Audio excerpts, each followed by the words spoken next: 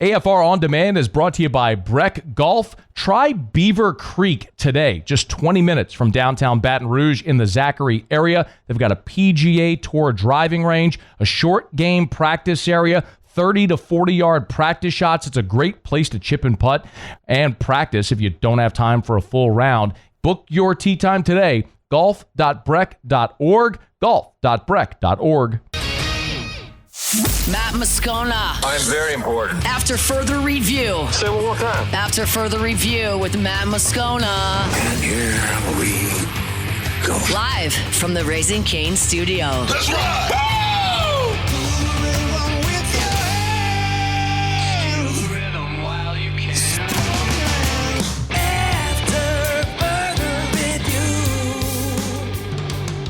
Hour 3, off we go. Welcome aboard. Glad you're with us. AFR presented by Relief Windows. I'm Matt. Hey, Will. Hey, bud. Paul O'Neill. They're chanting Paul O'Neill's name. Muso. And Mr. Toby Tom Blake.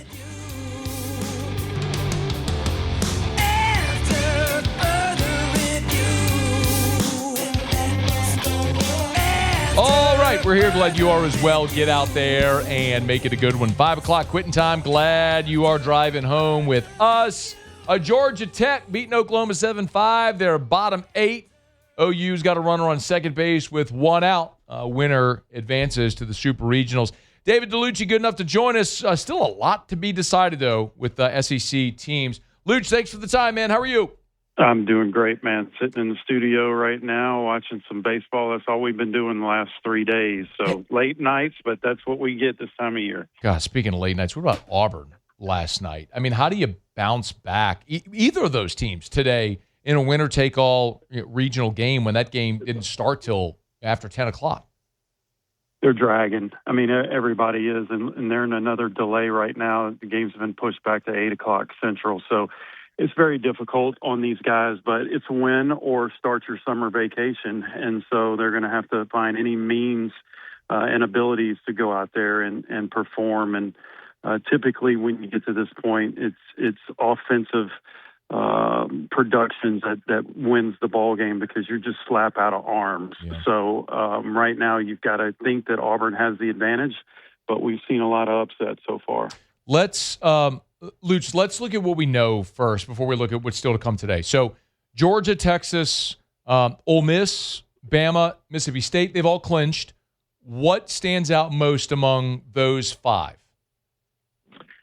Well, I think that the supers that I'm looking most forward to right now is the Georgia State. During the course of the season, Georgia went to Mississippi State, swept them, and then they beat them in the SEC tournament. So they beat them 4 of the 4 times they played. And we watched a Mississippi State team during this first round that just every phase of the game was on, from the pitching staff to the hitters. I mean, it was a complete effort.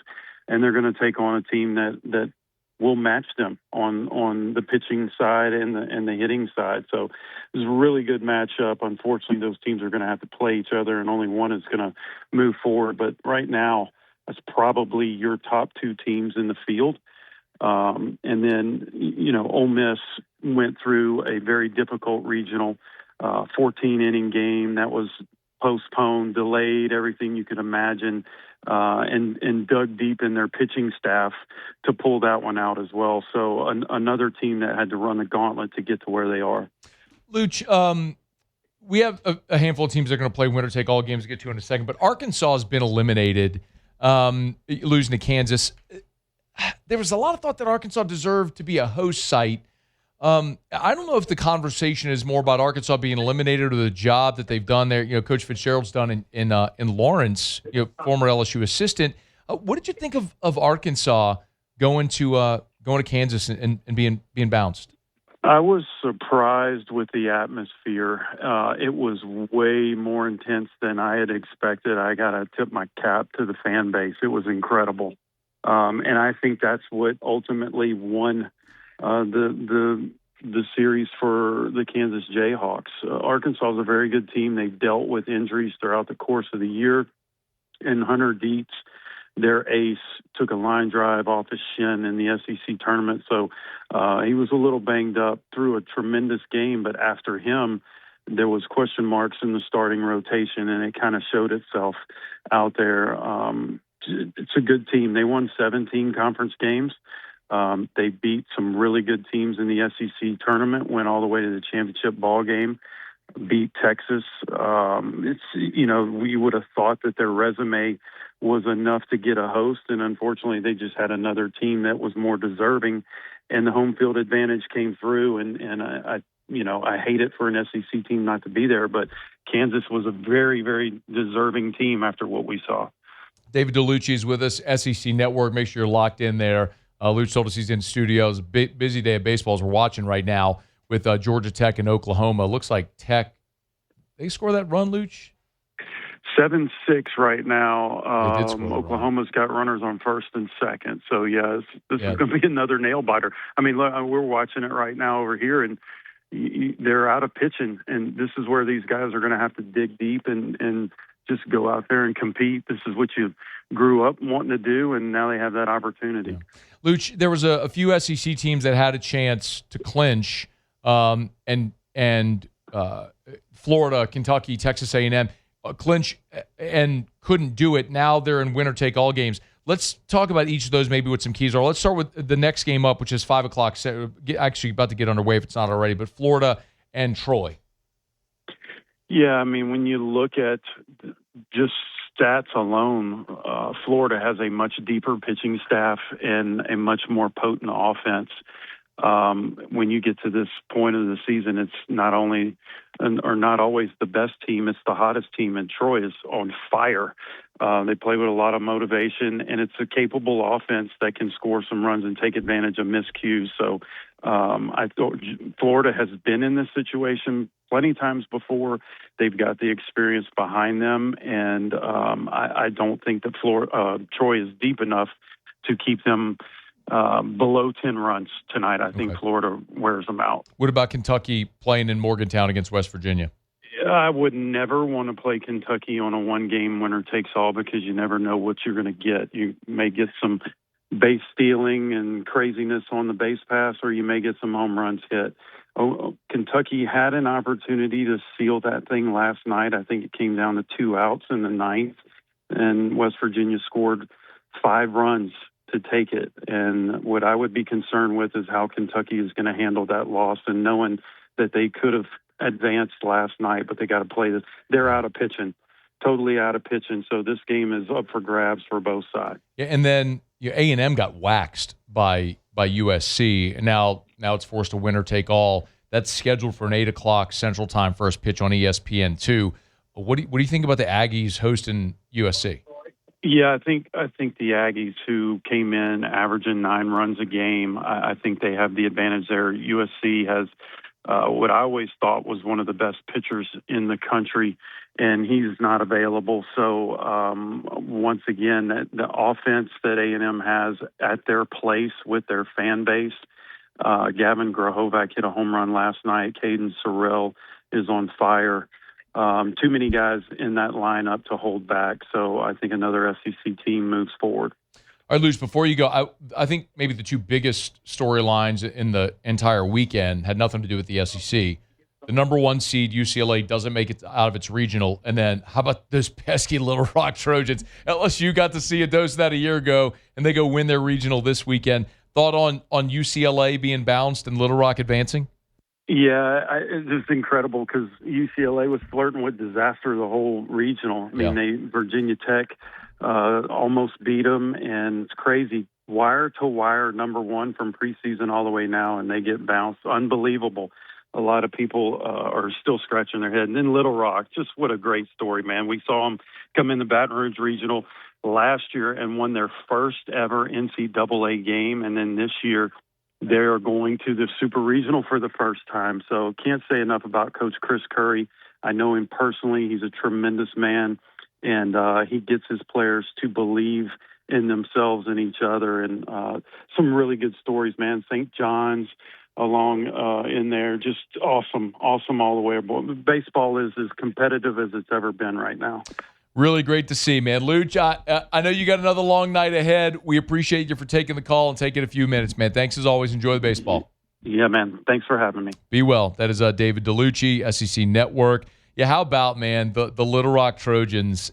I shared this with you on Friday if you weren't here, but Coach Chris Curry from Little Rock was so gracious and just awesome last year. I guess it helps when you win. I don't think we were super gracious about Stony Brook years ago, but Chris Curry texted me on Tuesday morning when I was out in Arizona last week. He said, Matt, this time of year I'm reminded of your first question. Can we pull that audio, please, from Chris Curry's interview with us? He said, I'm reminded of your first question to me. How much do you hate LSU? Haha, that was great.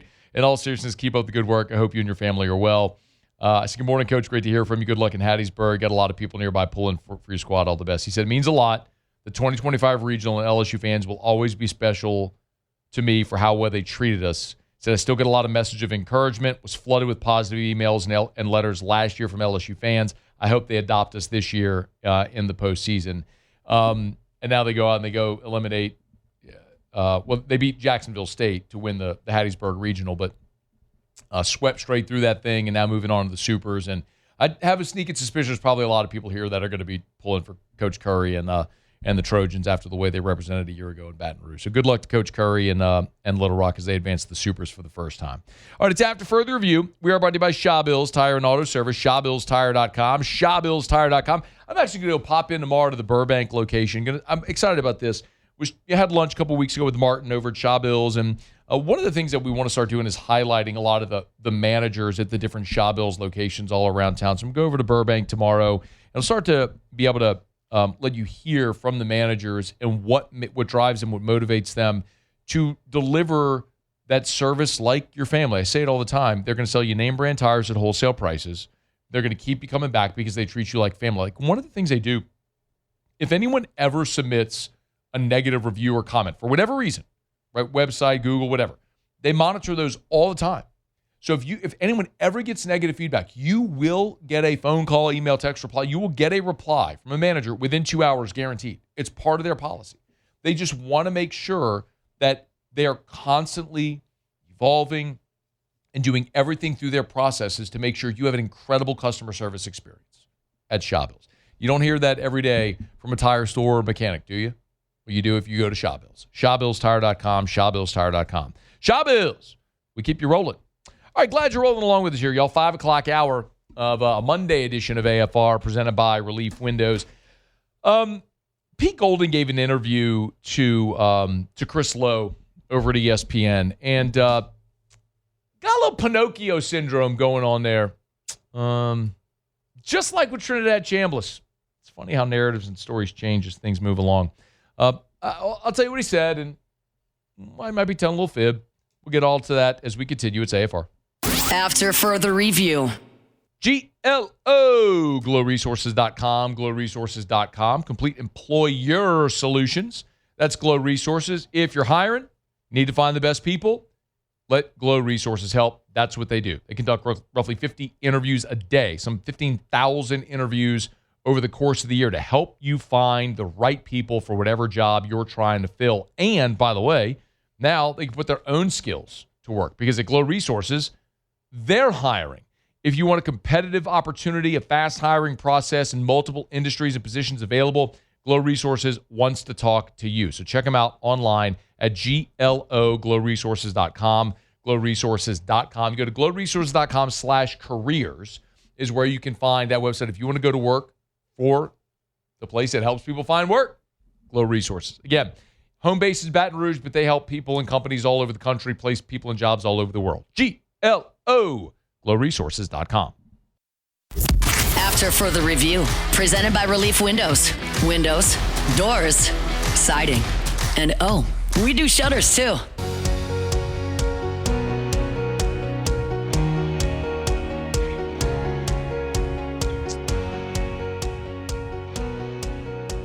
I'm glad you're rolling along with us here in hour number 3, a Monday edition of AFR presented by Relief Windows.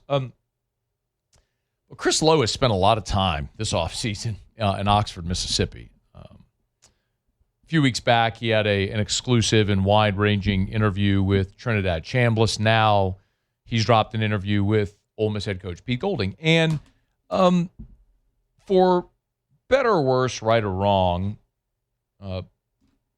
LSU and Ole Miss are, this season anyway, and maybe for the foreseeable future, going to be synonymous. Everyone is going to be looking at both jobs, both situations, both programs, and comparing. Some LSU went through with Alabama during the Saban years. It was really interesting reading through this. I will certainly credit Chris Lowe with this. He, in the piece, wrote long-form quotes from Pete Golding. It's not like he took snippets or extracts. I mean, there are long-form quotes. For example, some of this is about how Lane Kiffin left. Some of it's about Golding's decision to stay at Ole Miss, all that stuff. But just for example, I'm quoting Pete Golding. No, I'm sorry. This was Keith Carter, the AD, who said this, and then the Golding quote. Carter said, quote, "At the end of the day, if you wanted to go to LSU, that's fine. Go to LSU, but leave us alone. But because you don't get what you wanted, being able to coach the playoff, don't try to burn us down on the way out and then continue to try to burn us down behind the scenes." That was the most frustrating part and the most disappointing part of the way it all ended. So Golding says, and this is the long form quote, right? He said, quote, "I still get probably 10 texts a day from Lane. A lot of the same screenshots everybody else does and everything else. When it first occurred as leaving for LSU, there wasn't any bad blood. That's a great job. But then some things occurred throughout the process, and we didn't talk for a little bit. Finally, I was like, hey, man, look, there's a professional side of this, and then there's the personal side of this. From a personal standpoint, I had to get some things off my chest, the way how things went down, and I did." And he says the chief issues were how people at Ole Miss were impacted. Goes on. This is the long quote. This is Golding. "I could have written a book on how it was going to happen. I knew it was going to occur. I know that side of him really well. And we complimented each other, I felt like, when we were both here. So I get there's a competitive part of the job, and you do what you need to do, and that's the environment we're in. I get that type of stuff. But my issue with Lane was what he did to the other people around him, the position they were put in, and the perception of what it was. I just told him, I'm not going to sit here and tell you I can respect that, because I don't. I can understand the competitive part, but not the rest of it with the players and the other people in this building. I think there was a part of it that he doesn't want this place to have success, because then Lane Kiffin wouldn't have anything to do with it, right? I'm not saying he wishes anything bad upon us. I just think there's a competitive part of everybody when they leave a certain place. Very few people, in my opinion, that truly want what's best for the place when they leave for another job. They want to be able to pat themselves on the back and say, hey, I was the reason for that. I knew that was always going to be the case with this one and Lane. Just like if you leave a defensive coordinator job, go take another one and get 40 points scored on you, then you suck. To paraphrase what he's saying, is Lane tried to burn the whole thing down so Ole Miss stinks, and everyone would say, see, the reason they were good was because of Lane Kiffin. And if they continue to be good, they're going to say, well, it wasn't because of Lane Kiffin, which is not actually true, because there's always a lingering effect of someone who left who built success. There were a lot of people here for years who credited the early success Les Miles had with, he did it with Nick Saban's roster, right? Or Nick Saban's players, I'm using air quotes. Now, I always think in any transition, you have to give that coach that's there a degree of credit for whatever they do with those players, how they put it together, whatever. So if Pete Golding has success, sure, the foundation was built by Lane Kiffin, but it's still on Pete Golding to have success this year at Ole Miss. This is the part that I'm going to look at and call a little bit of Pinocchio. So Keith Carter in this interview is talking, and he's relaying a conversation that he had with Pete Golding. So this is Keith Carter talking, and he's about Pete Golding. He says, quote, he's like, I'm not going to LSU, so whatever you need me to do, I'm going to do it. He even told me that if I didn't want to keep him as head coach or interim coach, and that if I hired a new coach that didn't want to keep him as defensive coordinator, that he wasn't leaving Oxford. He said he would go sell insurance for State Farm. That made me very comfortable that he wanted to be here. Okay. First of all, I'm going to continue because Golding replied to that. First of all, I would like to remind you that Keith Carter is the same guy who said Lane Kiffin told him he didn't want to leave and believed it all the way throughout the process, that he was torn when I and many knew Lane Kiffin was leaving far before it was ever announced. So I think Keith Carter is probably a very good man. I think he's a weak leader and is a little gullible. Just my outside looking in viewpoint of this. This is the point where Golding told On3 he never considered going with Kiffin to LSU. Quote, "That's not why I came here," Golding said. This had been going on for 2 years, whether Lane was going to leave, even the Florida talk the year before. I was like, hey, bro, I love you, but don't get it twisted. I didn't come here for you. Okay. I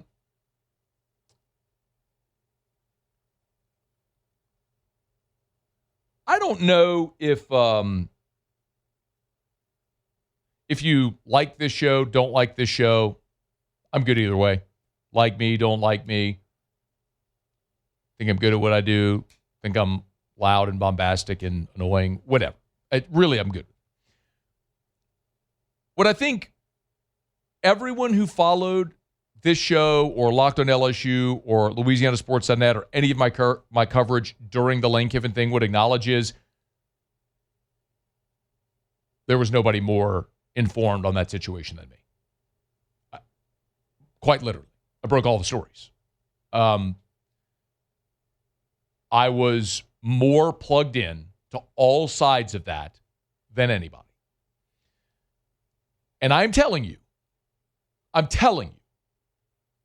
that there was a point in the process before Lane Kiffin had formally accepted the job when he was telling staff members that he was coming to Baton Rouge and asking his staff members if they would come with him, that Pete Golding, and again, he'll never admit this, and I'm certainly not going to reveal sources of information that tell me things in confidence and off the record. Pete Golding, at one point in this process, was making phone calls to people in NFL circles inquiring about certain defensive coaches to see if they would join him on his defensive staff at LSU. I'm not saying it ever got beyond that. I'm not saying Golding ever told Kiffin he's coming. I'm not saying that. But for Pete Golding to say he never considered LSU is just not true. He at least entertained the idea of what that would be like and took some actionable steps to start to see what a staff might be like. I'll also remind you that throughout that process, when Lane Kiffin was leaving, Joe Judge was going to be the interim coach at Ole Miss. Only when several influential people around Ole Miss, when Ole Miss was late to the party on John Sumrall and then was going to turn their attention to Alex Golesh, you had several influential people around Ole Miss that were like, yeah, deuces, not interested in that. And that's when they pivoted to Golding and made him the head coach. Well, then you have a really very obvious decision to make. And I would also like to remind you that the decision to hire Pete Golding was made less than 24 hours. It was the same day that Kiffin left is when Ole Miss hired Pete Golding. And if you don't want to believe that, fine. Remember, Trinidad Chambliss a few weeks ago told Chris Lowe that as soon as they knew Pete Golding was going to be the head coach, boom, he was locked in at Ole Miss. Excuse me, Pinocchio. That was December the 1st. 2 weeks later, the Wednesday before Ole Miss was set to play Tulane in the college football playoff game, the biggest game in the history of that program, this was Trinidad Chambliss when asked if he might go into the transfer portal. I would have to consider what the best situation is for me, what I feel most comfortable with, who I trust the most, and just get a feel for every every possibility, really. So there's a lot that goes into that. Pete Golding had been the permanent head, not interim. Pete Golding had been named the permanent head coach for 2 weeks when he said that. That was the week of the Tulane game. Listen, one thing about me, and I say it often, I'm just not big into revisionist history. I understand Pete Golding goes and does this interview. Those quotes are going to live on the internet forever. 10 years from now, 20 years from now, people will go Google Pete Golding, Ole Miss, Lane Kiffin search. Those quotes will pop up. And that'll be part of the record that people will reference. I am going to make sure, to whatever degree I can, people understand what actually happened in those situations. It may not matter a lick to you or to me or to LSU fans or even Ole Miss fans. They're going to go play games and things will happen and we'll move on and life will go on and it's not that big a deal. But there's a part of me that's like, in the moment, I'm going to call BS.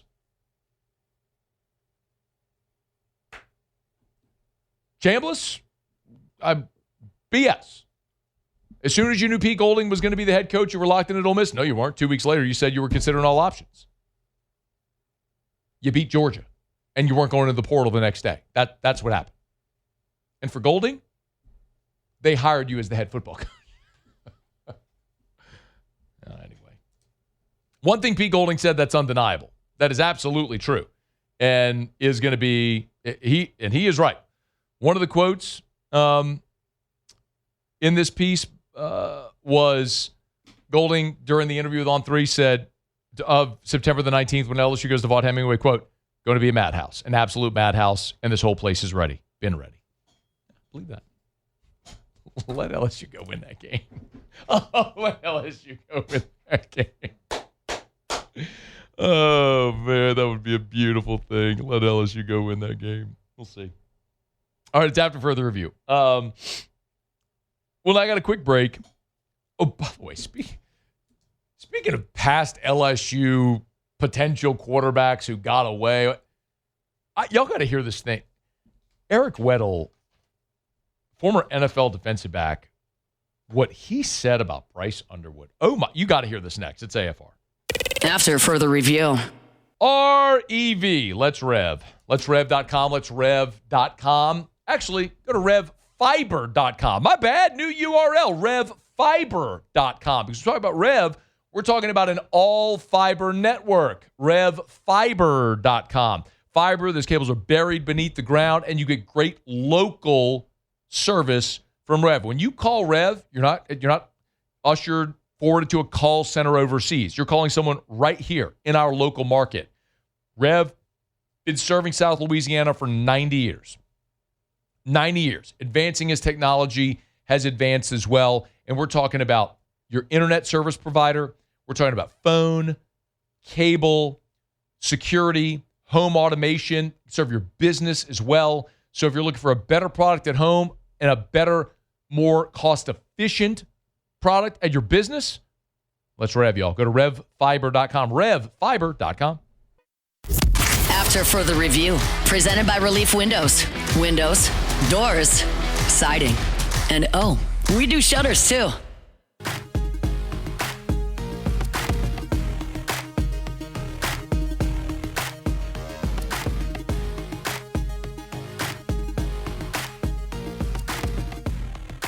Hey, we had Sam Spiegelman here in hour one. If you missed it, go catch that on demand. Sam, national recruiting analyst for Rivals. And we talked about the Elite 11, and Pop Houston was over there competing in the Elite 11 finals. Well, it continues to be a really big recruiting. June is a massive recruiting month. You have official visits, you have camps and all that stuff starting. We had the Elite 11 this weekend, and you also this weekend had 6 official visits on campus, including 4 5-stars who were on campus, which is kind of amazing that they had that collection of talent this weekend on campus. And it's continued. Shea Dixon, who'll be with us tomorrow, we'll look forward to that as he is every Tuesday, is reporting that Mitchell Turner is taking a midweek official visit right now at LSU. He arrived on Monday. So Mitchell Turner is a 4-star defensive lineman. He's out of Louisville, Mississippi. He is nationally, he's 6'1.5", 285, Nationally, he's ranked 59th, regardless of position. He's the 6th best defensive tackle in the country, the number 2 player in the state of Mississippi. He's ranked as high as number 40 nationally by rivals. So another big-time interior defensive line prospect who's on campus right now going through an official visit at LSU on the heels of what they had this weekend with 2 elite-level defensive linemen, a couple of 5-stars, and Jalen Brewster and Abraham Cisse. I'm going to be so interested to see how this class settles for LSU, and particularly because Lane has the reputation as the portal king, right? And I know we've played this clip for you a good bit, but it's so relevant because this is Lane Kiffin during spring talking about how they evaluate the high school prospects because of this era and how they balance guys, how they're going to invest money because guys don't necessarily have to stay. I challenge our guys to make sure we evaluate who they are really, really well. Who is the player as they're coming out of high school? What is their mindset? How competitive are they?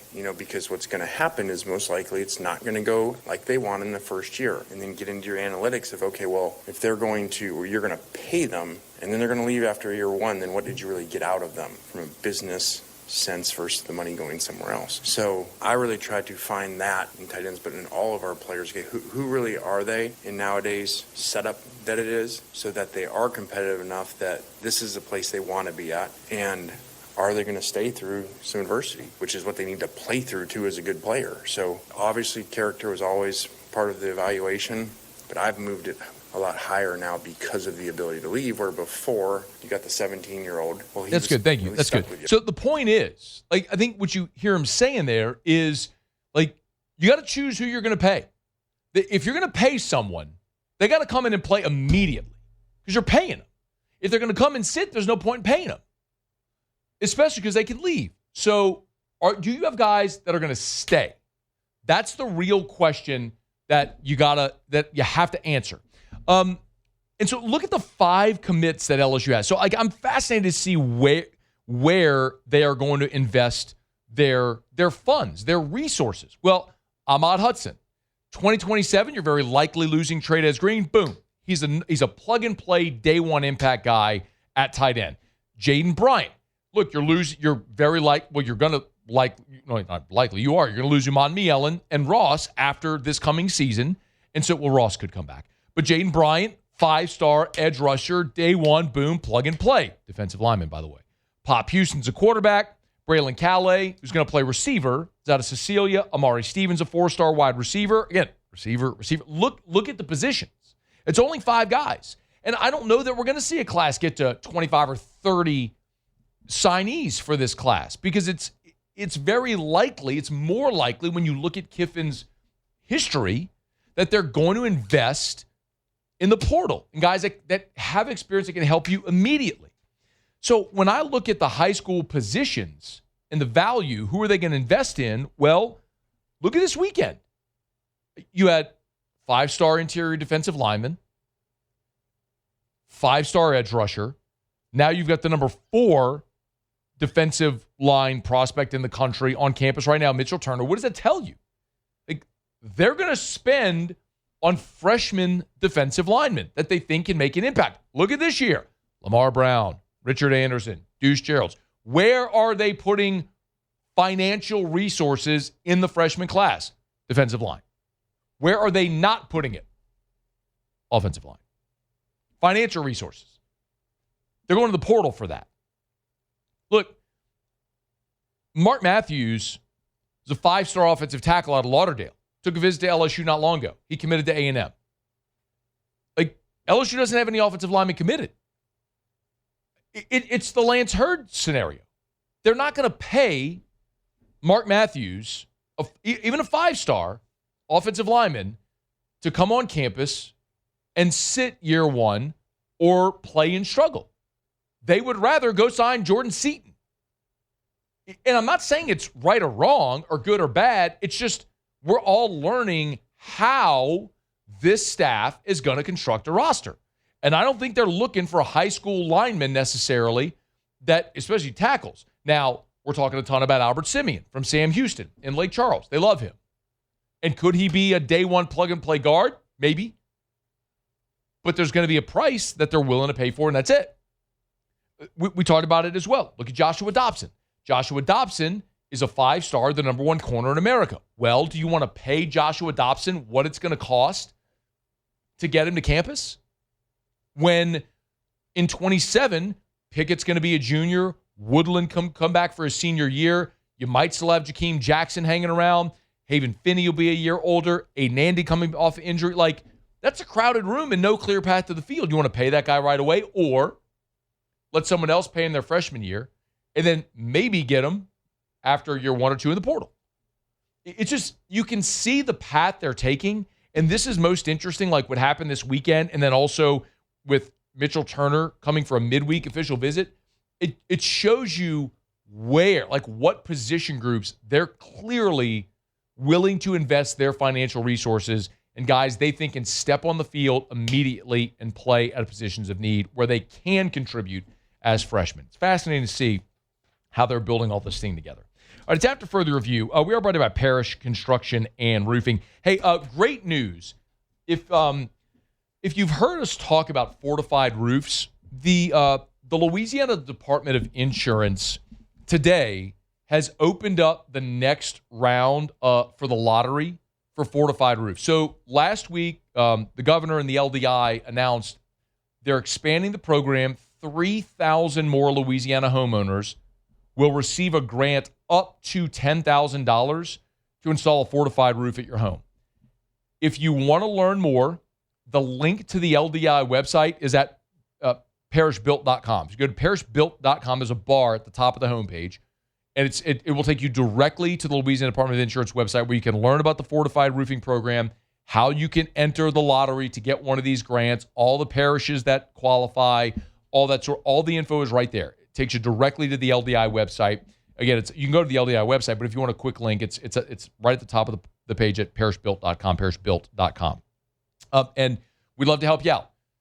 You can choose which contractors you want to use. I believe you got to get 3, put down 3 options. We'd love it if you choose Parish as one of your 3 options. We'd love to help you out. Parishbuilt.com, parishbuilt.com. Do business with someone you know. Parish Construction and Roofing, parishbuilt.com. Hey, we were talking about quarterbacks a little bit ago. Eric Weddle was on the 0 to 60 podcast for an LSU. This is just pandering. This is one person's opinion, but I'm telling you, admittedly, this is just pandering to the LSU crowd. You're going to love this. Former NFL defensive back Eric Weddle talking about Bryce Underwood. Give a listen. Mark my words. I was out there for spring ball. Don't be surprised if the backup's playing early because that Underwood kid, I don't think he can throw or play quarterback. So we'll see. Again, low-hanging fruit, pandering to the LSU crowd. But my goodness, I'm not cheering against Bryce. Okay, I am. I'm very much cheering against. I'm cheering against Bryce Underwood in Michigan. I wanted to lose. I want to go 5-7. I wanted to fire the coach. I wanted to stink. I want you to stink. At least you're honest. You went down a path there for a minute, and I'm like, come on. Man, we had Schefter on the show at Super Bowl. Remember last year? Yeah. Schefter's the one that broke the Underwood news, and he's a Michigan guy. And I straight up, it was like he was surprised by how petty I was. I'm like, Schefter, you're an NFL guy. Clearly, you don't get it. This is what college fans do. We're petty. Yep. We're bitter and we're petty. And so I hope Michigan wins nothing of significance, and I hope Bryce Underwood goes 5-7 this year and transfers and plays at UTEP. It's after further review. AFR. We're brought to you by Darren James and Associates, brokered by LPT Realty. You know where to go, agent225.com. Agent225.com. Buying, selling, commercial, residential. Most user-friendly website in real estate is agent225.com, where I tell you often about the home value tool. If you've never used this before, good time. Like maybe this time of year as we move into the summer, you're getting transferred for work, kids are graduating school, maybe you're thinking about a move. How much is your home worth? Don't know? Easy. Go to agent225.com, hit the home value tool. It's right there, bottom right of the homepage on desktop, or just scroll down on mobile, you'll see it. Type in your address, boom. It'll use local market data to spit out what your home is worth today. I mean, it's a good starting point there. Again, not like the national sites. It's use local market data to tell you what your home is worth. Start today. It's the home value tool at agent225.com. Agent225.com. Think real estate. Think Darren James. After further review, presented by Relief Windows. Windows, doors, siding, and we do shutters too. Down the stretch we come. Final segment here on this Monday edition of AFR presented by Relief Windows. One thing left to do. Let's find out what we're betting on tonight. It's time for Otter Locks. Otter Locks. All right, time to win some money. Presented by Total Maintenance AC Repair. Same day service means you will never sleep hot. 480-1000. We are Total Maintenance. I think it's safe to say that I won the bet. Yo, Otter, what up? What's up, Matthew? How are you? Awesome. Wish Georgia Tech had held on there. Don't like seeing Oklahoma advance. We got some good here, man. I'm looking at your plays. We got some good stuff here. Okay. Oklahoma, so it's another top seed. The top two seeds are out, UCLA and Georgia Tech. Oh, you Both mean out. other leagues stinking baseball? Weird. Yeah, some of them. So, but one in the 9th and one in the 10th to tie it and win it for Oklahoma on the road today. So, wow, Georgia Tech looks so good. Another, both UCLA and Georgia Tech won their regular season title and their tournament. Man, wow. Impressive by Oklahoma today. So not exactly the strongest team throughout the season, in the league. But anyway, started strong and really scuffled in the middle. But Skip Johnson's a great coach, and that was a heck of a rally on the road today. March Madness through Cinderella 2 months later. We got May Madness now. Let's go. Cinderella's about dead in March, but she's alive and well in May. Well said, man. I'm pulling for Little Rock, man. I hope they win the Natty. Let's do it. I'm going to throw a little something on them, Otter. Get them at, plus 300 right now to win the College World Series? At least, I would think. So. Speaking of the college, the NCAA Baseball Tournament, that's 3 of our plays tonight. Now, 2 of them have already started. Troy in Florida, over 15. If you didn't get on it earlier, consider yourself lucky. Not crazy about this umpire strike zone today, so we might be in for a long one on that one. Well, just so you know, the numbers, so West Virginia and Kentucky right now is 10.5. It's getting a much better number right now. And then Florida Troy is 12.5. So those two, you're going to I might take a shot on West Virginia and Kentucky. I would not. I'm telling you, if you think the kid from Arizona State got tossed, they're arguing a bad call. This one was worse. And the kid didn't get thrown out because he didn't react that way. But man, there have been some. The strike zone is very wide. I would lay off of Troy in Florida. Nope, I'm in. None of these teams have any pitching remaining. It's going to be a score fest, Otter, kicking the ball around. They're doubling that number tonight, Otter. Get ready. I'm in. Forget our theory. The live bet, you got to watch it, but, it's fine. That's fine. USC plus the 35 is what we're getting earlier today. It's crept up a little bit some places. And the over. Now, this one is uncharacteristic. They have found some hot bats, smashing the ball in College Station. That's a very hitter-friendly park. Ball carries there. A&M's got a great lineup as well. We expected a slugfest tonight in that one. So USC and the over 14 in that one. And then Seattle. Seattle's been waiting for them to kind of catch fire a little bit. They finally have. And also got to one of their not one of the highest paid starters, but definitely one of the best. Emerson Hancock, 270 ERA, whip right at 1, and he's going against an opener tonight for the Mets, and it's basically $1.20, something like that. So it's very, very inexpensive. 6-game winning streak. The lineup is hitting for Seattle. They're the class of the American League West. We like them tonight in Major League Baseball. Where are you tomorrow, Otter?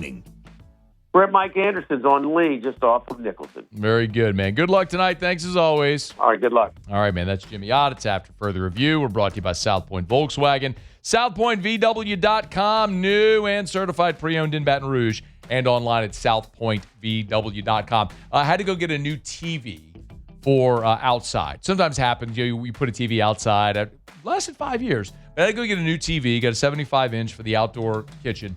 First world problems, I know. Eric brought Erica's Atlas. Boom. Slid right in the back. Telling you, man. Spacious 3-row 7-seater family SUV. Folded down that third seat. Right between the captain's chairs. Nothing to it. Easy. Tons of space. Easy ride. Style, feel, performance, and luxury without the cost. Check them out. South Point Volkswagen. SouthPointVW.com. Muse Pauly, thanks y'all. Have an awesome night. We'll see you tomorrow at 3. AFR. And, of course, tomorrow is Tuesday, which means Supper Club is back open, which means it's another opportunity for you to get by and sample the thing I tell you about all the time, the Chilean sea bass. An 8-ounce portion, marinated for 8 hours in a miso and citrus marinade. It's oven roasted and served on a bed of steamed bok choy. Sea bass is finished with a miso glaze. Shiitake mushrooms are blended in the glaze. It's garnished with scallions. Oh, my goodness, y'all. If you are not hungry right now, what's wrong with you? Get by Supper Club, try the Chilean sea bass, or find whatever your favorite dish will be, your new favorite dish will be at Supper Club. Celebrating or just because, get by Supper Club. Get your reservations at supperclubbtr.com, supperclubbtr.com.